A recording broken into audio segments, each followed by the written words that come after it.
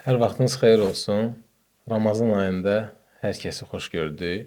Bu müqəddəs ay bizim həm mənəvi yüksəlişimizdir, həm də biz bu ayda günahlarımızı daha çox yuya bilirik, Allaha daha yaxın ola bilirik və orucun insana, orqanizminə çox böyük faydaları var. Amma bununla yanaşı insanlarda qalan bəzi suallar var ki, bu gün istədik o sualları ilahiyyatçı alim Yaşar Qurbanovdan birbaşa alaq cavabını. Çünki bəzi insanlar düşünür ki, oruç tutan zaman həkimə getmək olmaz. Bəziləri düşünür ki, həkimə getmək olar. Bu baxımdan da bu gün o qaranlıq suallara cavab tapacağıq. Mən tibb üzrə fəlsəfə doktoru, ağız və üç cərrahı Hüseyn Hüseynzadə Doktor Podkast verilişində hər kəsi salamlayıram. Salam Yaşar bəy. Çox sağ olun. Mən də sizi, bütün xalqımızı təbrik edirəm bu Ramazan ayı münasibətilə. Uca Allah hər kəsin tutduğu orucu qəbul eləsin. Ramazan ayında dualarımızı qəbul eləsin. Əlbəttə ən gözəl, müqəddəs aylardan birisidir ki, mənəvi saflıq, təmizlənmə. Elə orucdan əsas məqsəd odur ki, Allah təala buyurur ki, təqva sahibi olasınız. Yəni gözəl, paklıq, Allaha yaxın olasınız, günahların bağışlansın, cənnət qazansın. Yəni böyük bir fürsətdir həm duaların qəbul olunması, həm günahların bağışlanması, həm mənəvi cəhətdən insanın təmizlənməsi. Yəni Rəbbimizə həmd olsun, çünki bu elə bir ibadətdir ki, Allah Teala Əl-Bəqərə surəsində buyurur ki, sizdən əvvəlki ümmətlərə də buyurulub. Yəni bu oruc sadəcə bizim ümmət üçün deyil, bizdən əvvəlki bütün ümmətlərdə oruc olub. Çünki mənəvi saflıq, yəni belə bir ibadət, mənəvi saflıq başqa ibadətlərə görürsən bir arada toplanmır. Çünki Ramazan ayında həm oruc, həm namaz, həm insanlara yardım etmək, bütün ibadətlərin cəm olduğu aydır. Elə adından da bilirsiniz ki, Ramadan o deməkdir ki, yəni 11 ayın günahların sultanı. 11 ayın sultanı və Ramadan sözü, yəni günahların silinməsi. Yaşar bəy, uzun illərdir Ramazan ayında hər dəfə iftara doğru sizin verilişə qulaq asıram. Səsinizi eşitdim, yəni özümü avtomobildə radio qulaq asıram. Bizim verilişdəki istifadələr. Allah sizdən razı olsun. Çox sağ ol. Həqiqətən də insan oruca yaxın daha yorulur. Günün axırıdır artıq. Bütün günün əziyyəti, ağırlığı orada var, amma sizin səsiniz insanlara bir rahatlıq verir. Çox sağ olun.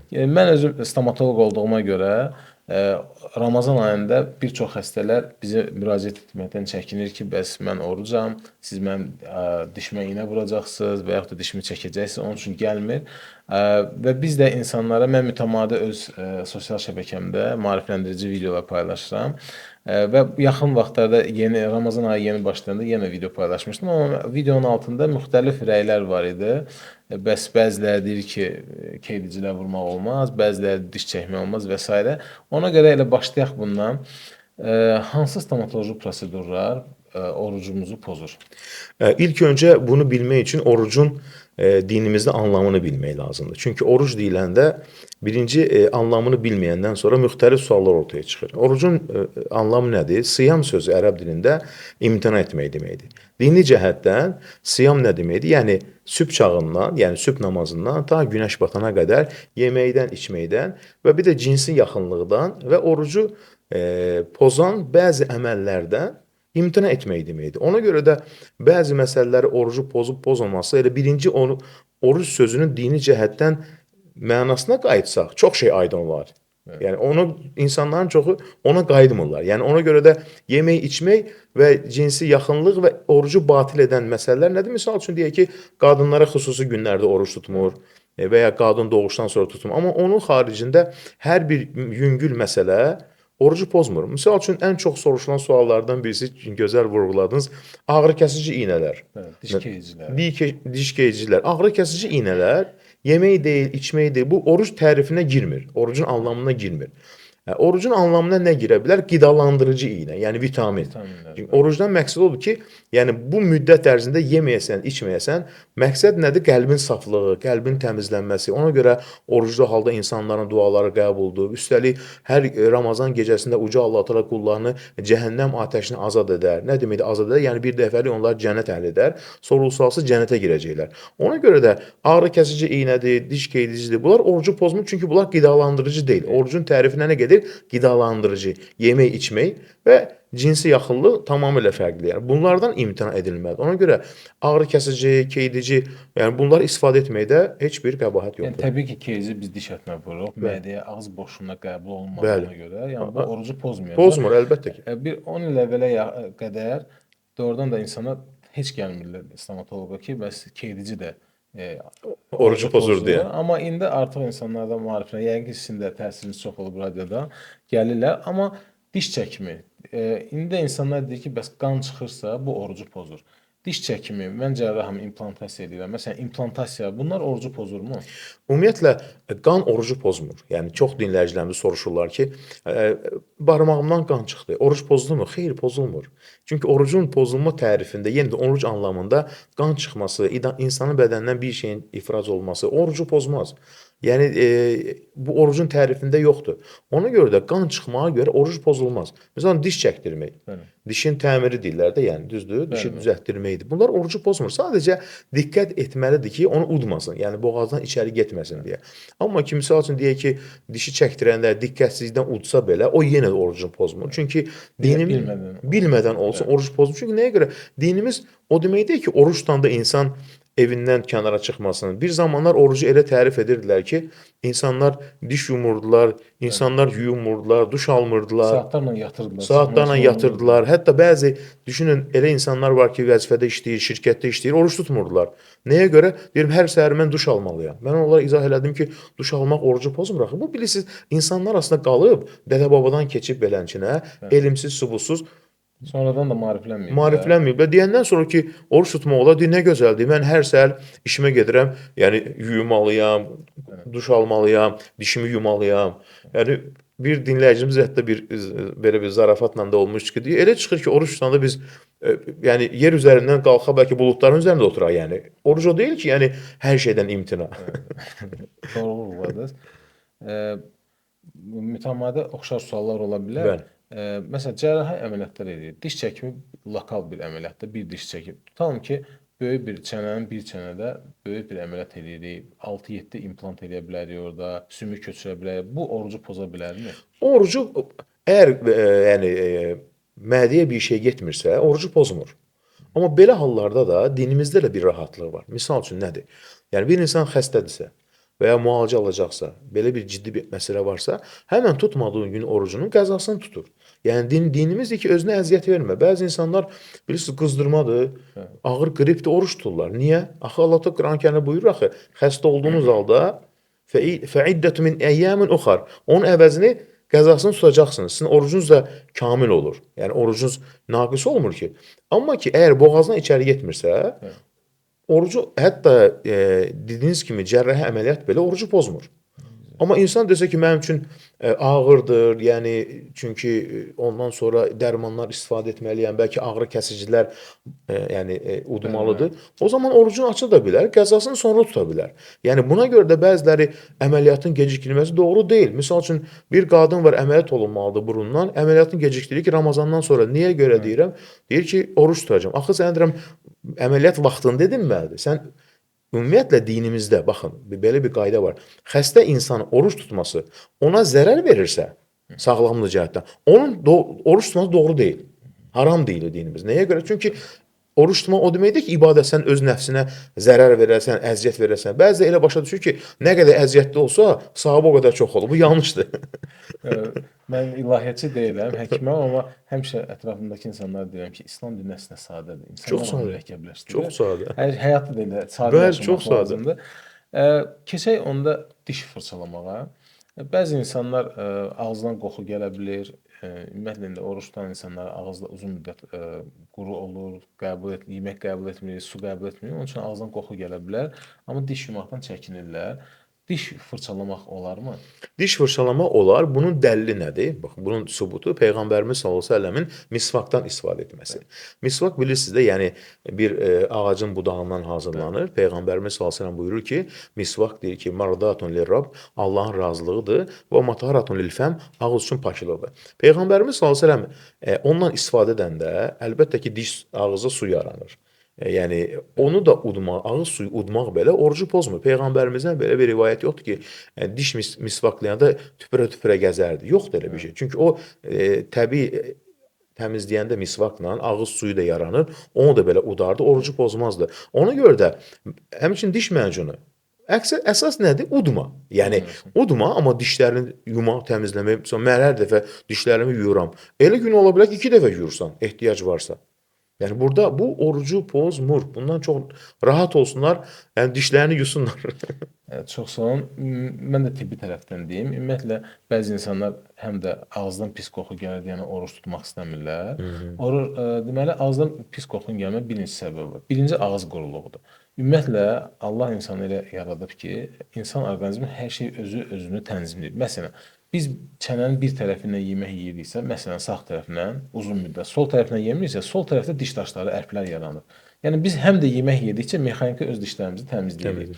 Məsələn, əyri dişlər olan, diş sırası əyri olan insanlarda diş daşı tez əmələ gəlir. Çünki o mexaniki təmizlənə bilmir. Yəni hər şey tənzimlənib. Ağızdan pis qoxu gəlməkdə tüpürcək ən birinci ağız sağlamlığı üçün ən gözəl maddədir. Çünki tüpürcək həmişə dişlərimizin üstündə nəm saxlayır, orada mikroorqanizmləri yuyur, əmələ gəlməsini, artmasının qarşısını alır. Bu səbəbdən də biz oruç tutan zaman uzun müddət su qəbul etmədiyimizə görə dişlərimizin arasında, dişlərimizin üzərindəki olan fissur boşluqlarda bakteriyalar əmələ gəlir ki, bu da ağızdan pis qoxunun gəlməsinə səbəb ola bilər. Və ona görə də biz ya dəstəmaz alanda və yaxud da ki, ağız quruyanda biz qarqara edə bilərik. Bəli, bəli. Əlbəttə Bəs ki. qarqaralardan istifadə etmək olarmı? Qarqaradan istifadə eləmək olar və üstəlik Peyğəmbərimiz sallallahu əleyhi və səlləmdən soruşurlar.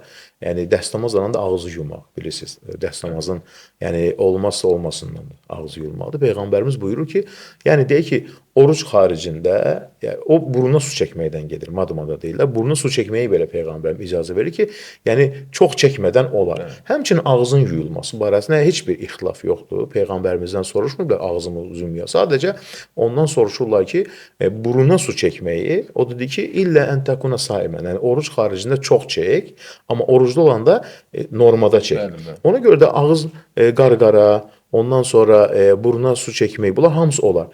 Və bir də yanlışı düzəldi, bəzi insanlarda var ki, elə bilirlər ki, ağız tüpürcəyi də orucu pozur. Ağır tüpürcəyi orucu pozmur. Bu təbii bir şeydir. Zaten insanda ağır tüpürcəyi olmasa, o insan xəstə olar. Heç yaşaya bilməz məncə. Çünki quruluqda olsa tibbi cəhətdən mümkün deyil bu. Yəni ona görə də ağız tüpürcəyi orucu pozmur. Ağızdan qoxunun gəlməsi qalitoz deyirlər elmi dildə. Qalitozun, yəni pis qoxunun gəlməsinin başqa bir səbəbi də ya imsak vaxtı, ya da iftar vaxtı aşırı şirniyyat qəbuludur, karbohidrat qəbuludur. Ona görə məsləhətim odur ki, iftar açdıqdan sonra mütləq bol su qəbul eləyin və proteinli qidalar, ətli qidalar qəbul edin ki, qazlı sulardır, energetik içkilərdir, şirin meyvə sularıdır, şokoladlardır və cürbəcür şirniyyat məmulatları, bunlar sizin ağzınızdan pis qoxun gəlməsinə səbəb ola bilər və uzun müddət siz dişlərinizi ağız quru olduğuna görə o qalıqlar, qida qalıqlar dişlərinizin arasında kariesin əmələ gəlməsinə səbəb ola bilər. Ona görə də çalışın hər şey norma daxilində eləyin ki, Ramazan ayının o mübarək əməllərini sağlam şəkildə keçirə biləsiniz. Ramazanın əsası odur ki, tibbin əsası soruşurlar ki, İslamda alimlərdən birisinə ki, sizdə tibb varmı deyə. İslamda biz Qurani-Kərimdə tibb görmədik. Deyir ki, tibb var bizdə. Bir ayə var ki, kulu vəşrabu və la tusrifu. Yeyin, için israf etməyin. Yəni həddini aşmayın. Elə tibbin əsasıdır bu Qurani-Kərimdəki bu ayə. Çox gözəl. Ağız gigiyenasından danışanda təbii ki, İslam dünyasının ən inandığı və uzun əsrlərdir istifadə edən misvakdır. Amma misvak heç vaxt diş fırçasını əvəz eləməyəcək. Bunu deyək öncədən. Bəli. Misvak ümumiyyətlə qədim dövründə, Peyğəmbərin dövründə istifadə olunur. Misvakın çox böyük faydaları var. Məhz antibakterial təsiri var. Ağız boşluğunda infeksiyaların, mikroorqanizmlərin əmələ gəlməsinin qarşısını alır. Kimyavi tərkibi bitki tərkibli olduğuna görə, yəni heç bir zərər yetirmir orqanizmə. Amma onun da özünə görə çatışmazlıqları var. Belə ki, diş fırçaları kimi dişlərin arasını tam təmizləyə bilmir, ərkləri və diş daşlarını təmizləyə bilmədiyinə görə yenidən dişlərin arasında diş daşları əmələ gələ bilər. Diş fırçasının isə üstünlükləri dişlərin dil tərəfdən, dilin üzərində, dişlərin arasını daha yaxşı təmizləyə bilər. Amma onun da mənfi tərəfi ondan ibarətdir ki, diş macunları kimyavidir və onlar orqanizmə zərər yetirə bilər. Ən doğrusu bunları bir yerdə işlətməkdir. Məsələn, imsakda və iftarda siz dişlərinizi fırçalayırsınız, amma arada namaz qılan zaman, ondan əvvəl daha doğrusu misvakla elə bilərsiniz və yaxud da gün ərzində elə bilərsiniz. Yəni bunun hər ikisinin özünə görə üstünlükləri və mənfi tərəfləri var, amma hər ikisini müştərək istifadə etsəz, bu sizin həm sağlamlığınıza, həm də ki Sünnədir, düzdür? Bəli, peyğəmbərimizin sünnəsidir. Peyğəmbərimiz sallallahu əleyhi və səlləm baxın onu peyğəmbərimiz yəni o hədisindən ortaya çıxmır ki, bu diş macununu və ya onu diş fırçası əvəz edir. Yox, xeyr, peyğəmbərimiz sadəcə xoşlayar ki, namazdan öncə misvaklayardı. Bir də dəstəmaz halında misvaklayardı. Hətta deyir ki, ümmətimə ağır gəlməsəydi, hər namazda bunu əmr edərdim, dəstəmazı əmr edərdim. Amma bu müstəhəb əməldir. Yəni bu buradan başa düşülmür ki, əvəzləyici. Sadəcə bu peyğəmbərimiz buyurduğu kimi Rəhmanın razılığı var bunda və bir də ki, ağız üçün paklılıqdır. O da tibbi cəhətdən sübut olunur ki, mikroblara qarşı yəni təsiri var. Ona görə də namazdan öncə istifadə etmək gözəldir. Dəstəmaz anında istifadə etmək gözəldir. Amma ki, diş fırçası əlbəttə ki, Diş əti sapları var, diş sapları var, diş arası saplardır, diş fırçası, müxtəlif təyinatlı fırçalardır ki, bunların da özünə görə həkim tərəfindən təyin olunur, amma misvakı da onunla birlikdə istifadə edə bilərsiniz. Ən gözəl tərəfi də odur ki, həm də tüpürcək əmələ gətirir, ağızdakı quruluğu gedir, ağızdan pis qoxunun qarşısını alır. Ona görə bir yerdə istifadə edin. Diş macunlarının da tərkiblərini oxumaq lazımdır mütləq. Mənim sosial şəbəkəmdə bunun haqqında video var. Bəzi diş macunları var ki, onlar sizdə ağır xəstəliklərin yaranmasına səbəb ola bilər. Bu baxımdan seçiminizi düzgün eləyin. Hansı diş fırçaları, hansı diş macunundan istifadə etmək lazımdırsa, onu mənə şəxsiyə yazarsınız, mən sizə ətraflı məlumat verəcəm. Yaşar bəy, stomatoloji suallara cavab tapdıq. Ümid edirəm ki, bizi izləyənlərin də onlar üçün qaranlıq qalan suallara cavab tapdı. Bəs ümumi orqanizmin digər prosedurları var. Məsələn, vena daxili sistem köçürülməsi. Bu orucu pozurmu? Ümumiyyətlə, baxın, sistem köçürülməsi, iynədən istifadə edilməsi, bütün bunların yenə də ortaq məxrəc nədir? Qidalandırıcıdır yoxsa yox? Əgər qidalandırıcı deyilsə, hamısı olar. Yəni, deyək ki, bir insan deyə bilər ki, qan köçürməsi. Və yaxud da misal üçün dializ olar, şəkər xəstəliyi. Dializ olar, əlbəttə ki, bu şəkər xəstəlikləri üçündür. Şəkər xəstəliyi ümumiyyətlə insülin də olar, çünki bunların olmazsa olmazıdır. Çünki əfsuslar olsun ki, Azərbaycan dünya statistikasında ilk sıralardadır şəkərli diabet xəstəliyinə görə və insulindən istifadə olunmalıdır. Dializ bu. Onda insulin orucumuzu pozmur. O insulin orucumuzu pozmur, dializ orucumuzu pozmur. Çünki nəyə görə? Baxın, yenə də qaydaya qayıdırıq. Qidalandırıcıdır yoxsa yox? Qidalandırıcı deyilsə, bəzən soruşurlar ki, məsələn, sistem vurulması. Məsələn, sistemdə olur ki, bəzən qidalandırıcı olur. Glikoza deyirlər. Bəli, o orucu pozur, bədənə güc verir. Amma qidalandırıcı deyilsə, ümumiyyətlə, qidalandırıcı olmayan bütün iynələrdən, bütün sistemlərdən istifadə eləmək olar. Bu yeri gəlmişkən bir maraqlı. Keçən həftə biz rayondan Qarabağa səfər eləmişdik. Mənə hamı orucunu açmışdı. Mənə də məcbur edirdi ki, sən də orucuz, günahdır, bəs səfərə çıxmısan. Mən dedim ki, əgər o mənə pis təsir eləmirsə, bu günah deyildir. Nəsə, indi məqamı oldu. Səfərə çıxan adam mütləq orucunu açmalıdırmı? Yox, səfərə çıxan adam mütləq orucunu açmalı deyil. Yəni, orada belə bir qanun yoxdur. Biz bunu hardan bilirik? Əgər orucunu tutmursa, fəiddətü min əyyamin uxar. Yəni, onun qəzasını tutacaq. Bunun tətbiqinə gələndə Peyğəmbərimiz salsan səfərə çıxarkən bəzimiz oruc idi, bəzimiz oruc deyil idi. Bu hələ müstəhəb orucdan gedir. Qaldı ki, müstəhəb icazə verilirsə, Ramazan orucu demək icazə verirlər. Peyğəmbərimiz sallallahu əleyhi və səlləm heç kimsə deyir ki, sahabələr tutan tutmayanı eyib etməzdi, tutmayan tutana. Sadəcə bir səfərdə Peyğəmbərimiz görür ki, bir nəfər ağacın altında oturub, taqətsizdir. Deyir ki, ona nə olub? Deyir, el arası orucdur. Deyir ki, leysəl birra əs-savm his-səfər. Yəni, səfərdə oruç tutmaq yaxşı deyil.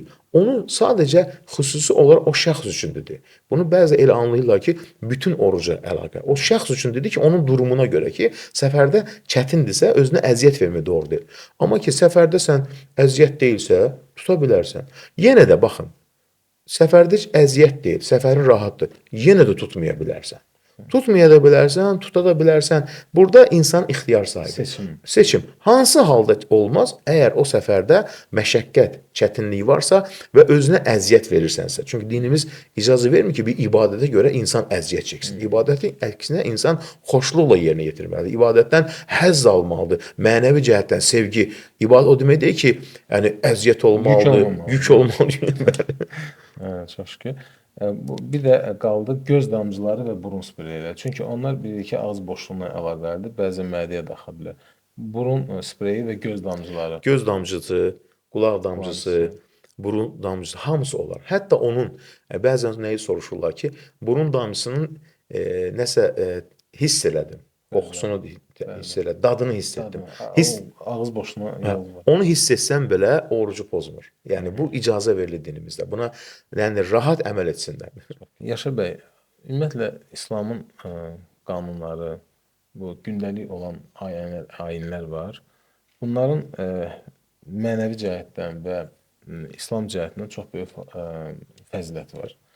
Amma mən bilirik ki, bunun həm də orqanizmə çox böyük faydaları var. Mən ümumiyyətlə həmişə söhbət edəndə dostlarımla deyirəm ki, İslamın bütün əməlləri insan sağlamlığı üçün nəzərdə tutulur. Bəli. Keçmişdə insanlar bunu bilməsə də Allah tərəfindən gəlib deyənə əməl ediblər, amma indi təbii ki, müasir dövrdür. Ortaya müasir çıxır texnologiya. bəzi. Görürsən ki, həqiqətən də insanı bilmədən də sağlam yaşamağa sövq ediblər. Təravih namazları mən özümdə fikirləşirəm ki, insan bütün gün ac qalır, birdən-bir oturur yeyir. Bu elə bir ki, kardiodur. Sən 8 rükət, 20 rükət namaz Namaz qılırsan ki, qılmaq həzmə üçün getsin, güc, değil mi? həzm var, güc lazım. Yəni istər dəstəmaz olsun, istər zikirlər olsun, istər namaz özü olsun, bunların hər birinin insan orqanizmə müsbət təsirləri Bəli. var. Məsələn, namazdan danışmaq istəyərdim. Namazın dini tərəfdən verilən üstünlüklərindən, mən də tibbi tərəfdən onu deyəcəm. Ümumiyyətlə namaz bilirsiniz də dinimizin ən böyük dəyərlərindən birisidir. Allah da Qurani-Kərimdə özünə yaxınlıq kimi hiss edir. Vascud vaqtarib. Səcdə et, yaxınlaş. Namaz qılarkən peyğəmbərimiz buyurur ki, günahlar insanın çiyinin üzərində olar. Hər dəfə səcdəyə gedəndə, rüküdən qalxanda günahlar tökülər. Yəni bu dini cəhətdən peyğəmbərimiz buyurur ki, yəni hər namazdan namaza insanın balaca günahları bağışlanır.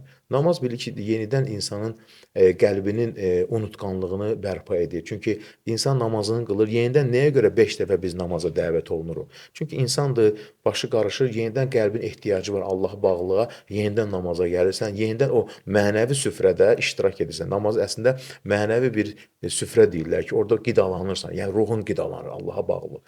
Əlbəttə ki, hər bir ibadətin dini, dünyəvi cəhətdən də faydaları var. Sadəcə o zamanda belə bir inkişaf etməmişdi tibb, bunu bilmirdi. Amma zamanımızda görürsən ki, bu sahədə çox gözəl açıqlayırlar. Əslində bunları açıqlamaq çox gözəl bir şeydir ki, biz misal üçün mən bir balaca bir araşdırmaya baxdım səcdə barəsində.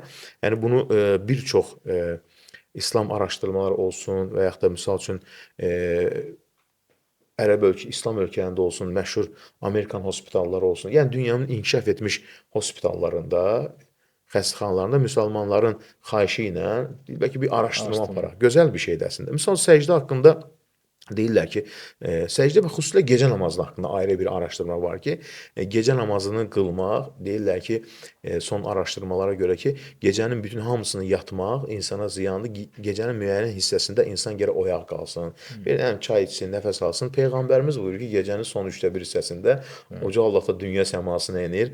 Allahın enmə sifəti ona layiq bir sifət və buyurur kim dua edir, duasını qəbul edin. Kim bağışlama deyir, onu bağışlayım. Kim ruzi istəyir, ruzunu verim. Hansı ki, görürsün necə uyğun gəlir. Hansı ki, bu Allah da Qurani-Kərimdə təşviq edir gecə namazını. Peyğəmbərimiz sallallahu əleyhi və səlləm gecə namazı qılar. Baxın, misal üçün səcdə haqqında mənfi enerjini aradan qaldırması. Məsələn, mən bir bu barədə araşdırma oxumuşdum. Hər dəfə səcdəyə gedəndə, yəni torpaq sanki insandan mənfi şüaları deyir, çəkir deyir. Sonra oynaq və əzələ haqqında çox gözəl araşdırma var. Misal üçün siz mənə tibbi tərəfdən sual verə bilərsiniz. Məsələn, namazın dini tərəfdən deyin. Siz deyin ki, həkim kimi məsələn hansı tərəfə? Elə qarşılıqlı olsun da, veriliş qarşılıqlı olsun, bəli. söhbətdə.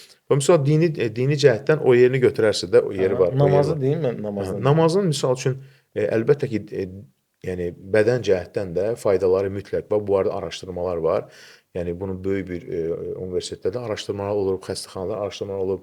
Bu gözəl bir şeydir ki, biz bunu da bilsək, insanlara təbliğ etsək. Əslində insan namazı bilər ki, namazda sadəcə dini tərəfdən deyil, dünyəvi faydaları da var. Bu faydalar haqqında siz daha gözəl məlumat verə bilərsiniz. Namaz təbii ki, söylədiyiniz dinin sütunudur, amma namazın həm də tibbi tərəfdən araşdırma var. 2019-cu ildə aparıblar. Bu yoga hərəkətləri ilə üst-üstə düşür. Çünki dartınma hərəkətləridir. Biz səcdəyə gedirik, rükû dururuq. Bu dartınma hərəkətlərdə onurğa sütunumuza müsbət təsiri var.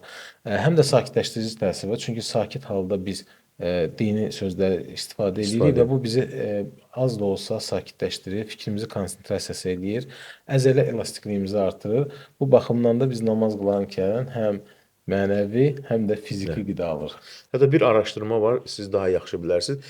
Gecə namazında xüsusilə bu təhəccüd namazı qılanlarda deyirlər ki, bel fıtığı olmur. Yəni bel fıtığı çox nadir hallarda, bel yırtığı çox nadir hallarda olur deyir. Maraqlı bir araşdırmadır. Maraqlı, çünki dartınma var. Həqiqətən də yoga hərəkətlərinə fikir verirsəz, o pişik hərəkəti deyirlər.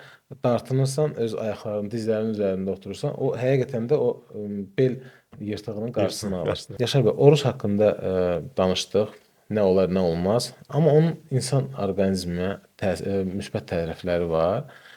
Din tərəfdən oruc necə qiymətləndirilir? Din tərəfdən oruc ümumiyyətlə bir mənəvi saflıq deməkdir. Yəni oruc kimi Allaha bağlı bir başqa bir ibadət, yəni ac qalmaqla insan, dinimizdə deyilək ac qalmağın faydası nədir? Peyğəmbərimiz buyurur ki, bir insana belini dik tutacağı qədər yemək kifayətdir. Əgər mütləq yeyəcəksə, mədəsini 3 yerə ayırsan.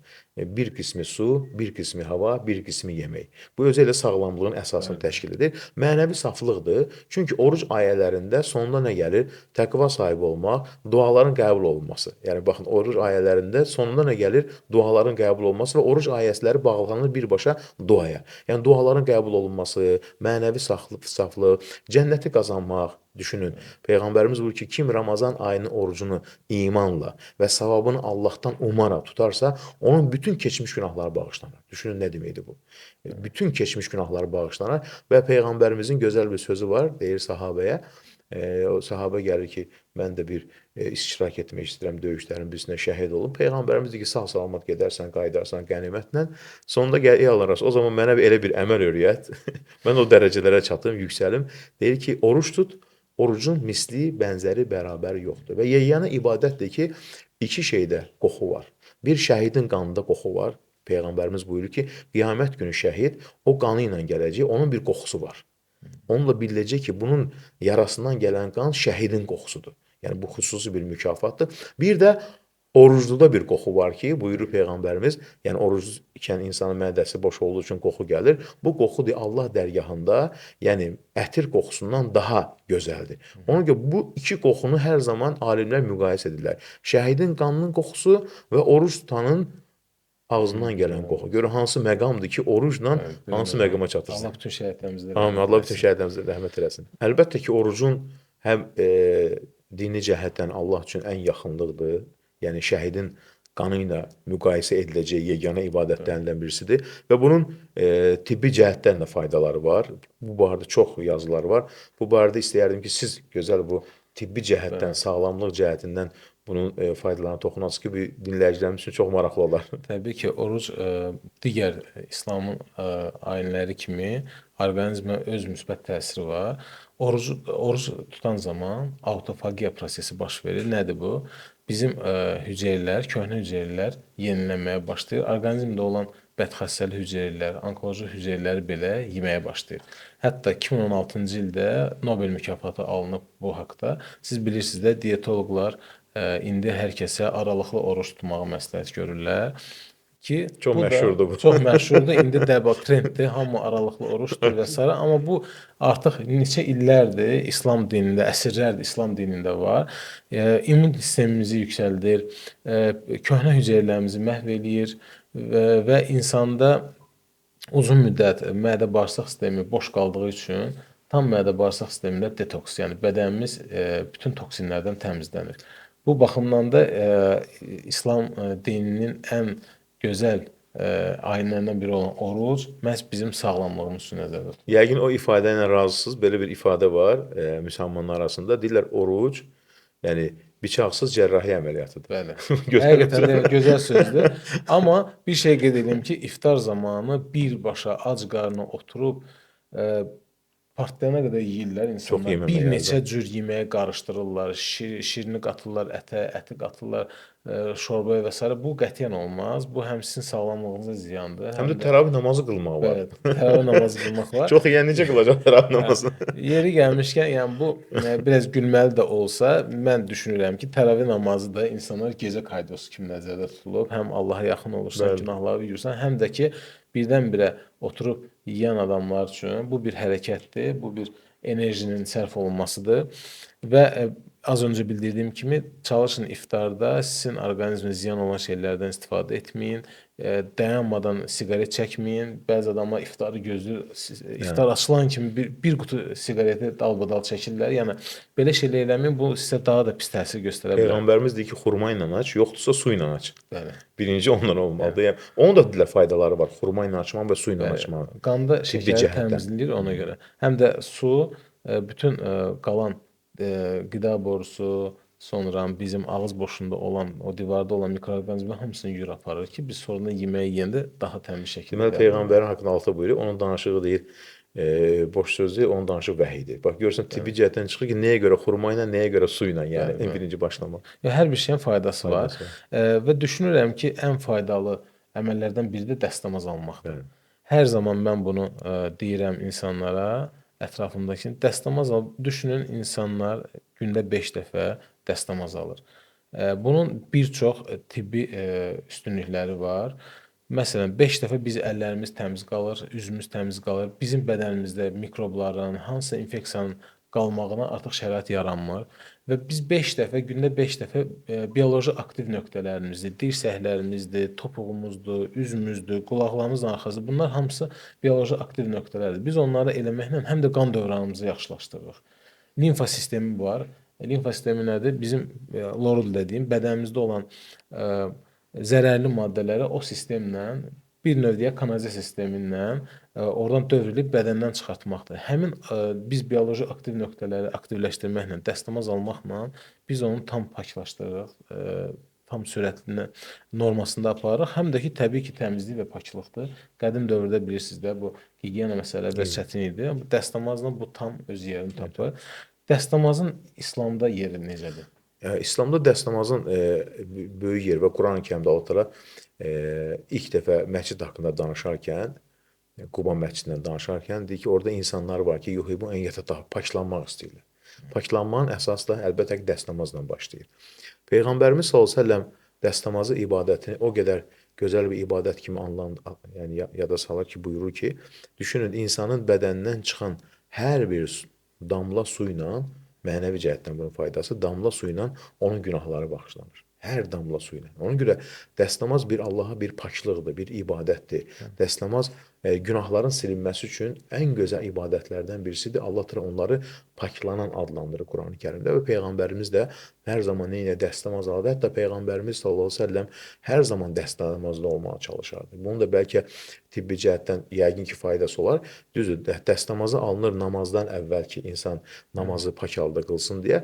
Amma dəstəmazlı halda olmaq daha da faydalıdır. Və üstəlik dəstəmazlı olarlar. Məsələn, bir insan, yəni İslamda bu da tətbiqdə var, gözəl bir şeydir. Dəstəmazı var, dəstəmazı pozulmayıb, namaza yaxınlaşır, yenidən dəstəmaz alır. Buna adlandırırlar ki, nur üzərinə nur. Yəni əksində bu deyirlər ki, nur üzərinə nur.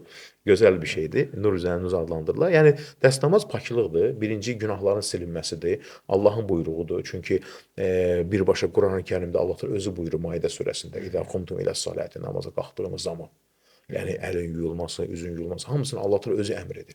Çünki Qurani-Kərimdə düşünün, ibadətlər qısa gəlir. Onu açıqlığı kimi Peyğəmbərimiz sallallahu əleyhi və səlləm deyir ki, məsəl üçün namaz qılın. Namazı necə qılacaq Peyğəmbərimiz açıqlayır. Allah təala iki ibadəti özü buyurur. Bir vərəsəlik məsələsidir ki, o da Nisa surəsində gəlir. Bir də dəstəmazdır ki, çox belə maraqlı bir ibadətdir ki, Allah təala özü açıqlayır ki, dəstəmazı necə alın deyə. Maidə surəsi 6-da. Deməli dəstəmaz özü də bir ibadətdir. Ən möhtəşəm, ən uca ibadətlərdən birisi. Həm Allaha yaxınlıqdır, həm paklıqdır, Allahın razılığını qazanmaqdır. O qədər razı qazanmaqdır ki, insan dəstəmaz alanda bədəndən çıxan hər damlaya görə onun günahları silinir. Çox maraqlıdır, bunu bilmirdik. Həm də dəstəmaz almaq özü də bir fürsətdir ki, ağız boşluğumuzu bir qarqara eləyirik, ağızdan pis qoxunun qarşısını alırıq, həm də ki, karyesdən yaranmasını qarşısını alırıq. Mən özüm həkim olduğuma görə bütün bu şeyləri tibblə əlaqələndirirəm. Orucun ən böyük faydalarından da biri bayaq yaddan çıxdı. Orucun ən böyük faydalarından biri məhz qanda xolesterin faizini azaldır. Ürək qan damar sistemi xəstəliklərinin artmağına və yaxud da varsa onun stabilləşməsinə kömək edə bilər. Təbii bunlar ümumi məlumatlardır. Bəzi adamlar deyə bilər ki, mən hər il oruç tuturam, amma təzyiqim düşmür və yaxud da xolesterin çoxdur. Yəni bunlar ümumi məlumatlardır. Təbii ki, siz mütəmadi 6 aydan bir həkim müayinəsində olmalısınız ki, orqanizminizdə olan hər hansı bir problemi öncədən biləsiniz. Ələxüsusda əgər Ramazan ayı qarşıda gəlirsə, yaxşı olar ki, yaşlı adamlar, ümumiyyətlə bir narahatçılığı olan adamlar bir check-up eləsinlər, özlərini Ramazana hazır eləsinlər. Necə mənəvi, elə də fiziki özlərini hazır eləsinlər. Yaşar bəy sizə çox təşəkkür edirəm. Dəvətimi qəbul elədiniz. Yəni mən bir 20 ilə yaxındır həkim kimi çalışıram. Mənim də qaranlıq qalan məqamlar var idi və mən özüm cavablandırsam da insanlardan inam yaratmaya bilər. Amma birbaşa mütəxəssisdən bunu eşitdi. İlahiyyatçı alim Yaşar Qurbanov bugün mənim dəvətimlə podkastımızda birlikdə bu suallara cavab verdi. Allah hər kəsin oruc namazını qəbul etsin. Sağlamlıq dişlərdən başlar. Çalışın, sağlam olun. Sağlam təbəssümünüz olsun ki, insanlara bir pozitiv verəsiniz. Mən bilən bu özü də bir zikirdir. Əlbəttə ki. Gülüş də bir Təbəssüm eləmək, Peyğəmbərimiz bu təbəssüm bir sədəqə adlandırır. Sədəqədir. Təbəssümü sədəqə adlandırır. Sağlam təbəssümünüz, gözəl təbəssümünüz olsa, sizin də zikriniz yaxşı. Sədəqəniz olsun. Sədəqəniz çox yaxşı. Mən çox sevindim, çox sağ olun dəvət etdiyiniz üçün. Bu gözəl oldu, müqayisəli. Yəni mən belə, yəni həmişə özüm danışmışam dini cəhətdən, bəzən toxunmuşam tibbi cəhətdən araşdırma, amma bir həkimlə, bu sahənin mütəxəssislə danışmaq çox gözəl, müqayisəli təhlillə. Həm din, həm dünyəvi, bu çox gözəl oldu. Mənim də çox xoşuma gəldi ki, yəni belə müqayisəli hər tərəfini danışdıq. Uca Allah razı olsun, xeyirli, bərəkətli eləsin, hər kəsin Allah təala dualarını qəbul eləsin, Rəbbimiz bu gözəl vətənimizi qorusun. Uca Allah şəhidlərimizə qəni-qəni rəhmət eləsin. Hər zaman belə münasibətlərə şəhidlərimizə dua edək. Uca Rəbbimiz ölkəmizi qorusun. Allah təala kimin nə istəyərsə varsa bu Ramazan ayında istəyini arzusuna çatdırsın. Amin. Çox sağ olun. Təşəkkür edirəm.